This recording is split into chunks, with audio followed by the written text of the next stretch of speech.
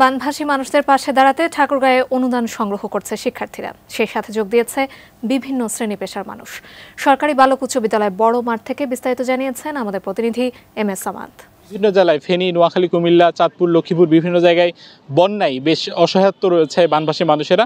তাদের পাশে দাঁড়াবার জন্য ঠাকুরগাঁয়ের বিভিন্ন জায়গায় আমরা লক্ষ্য করছি প্রায় 2-3 দিন থেকে যারা ঠাকুরগাঁয়ের বিভিন্ন শ্রেণী পেশার মানুষ রয়েছেন তারা বিভিন্নভাবে আর্থিক অনুদান সংগ্রহ করছেন এবং সেই ধারাবাহিকতায় আমরা দেখেছি গতকালকেও ঠাকুরগাঁও সরকারি বালক উচ্চ বিদ্যালয় বড় মাঠে এই আর্থিক অনুদান সংগ্রহ করবার জন্য তারা একটি স্টল করেছিলেন এবং আজকেও সকাল থেকে তারা একটি স্টল করেছেন এবং যারা বিভিন্ন শ্রেণী পেশার মানুষ, বিশেষ করে যারা ছাত্র রয়েছেন এবং যারা ছাত্র বয়সী রয়েছেন তারা কিন্তু এই একটি উদ্যোগ নিয়েছেন যাতে করে তাদের আমাদের ফেনী, নোয়াখালী, কুমিল্লা যারা বানভাসী মানুষ রয়েছে তাদের পাশে দাঁড়ানো। সবচেয়ে এখন আমার পিছনে ঠিক লক্ষ্য করছেন যে বিভিন্ন ধরনের কাপড় রয়েছে, খাবার রয়েছে। সকাল থেকেই যারা আশেপাশের মানুষজন যারা রয়েছেন তারা কিন্তু এই বিভিন্ন ধরনের খাবারগুলো দিচ্ছেন, বিভিন্ন ধরনের কাপড় দিচ্ছেন। সেই ধারাবাহিকতায় আজকেও তারা বসেছেন, সারাদিনই তারা বসবেন এবং এগুলো সংগ্রহ করে খুব বড় আকারে, বড় পরিসরে এই যে ভালোবাসাগুলো বা পাশে থাকার যে আশ্বস্তগুলো সেগুলো তারা পৌঁছে দিবেন। সব মিলিয়ে মোটা দাগে যদি বলতে চাই যে ছাত্র জনতার যে গণ অভ্যুত্থান, এই গণ অভ্যুত্থানের মধ্য দিয়ে আরও যে একতা, মানুষ হিসেবে মানুষের পাশে দাঁড়ার যে প্রবণতা, এই প্রবণতা আরও বেড়েছে এবং ছাত্ররা সহ বিভিন্ন শ্রেণী পেশার যারা মানুষ রয়েছেন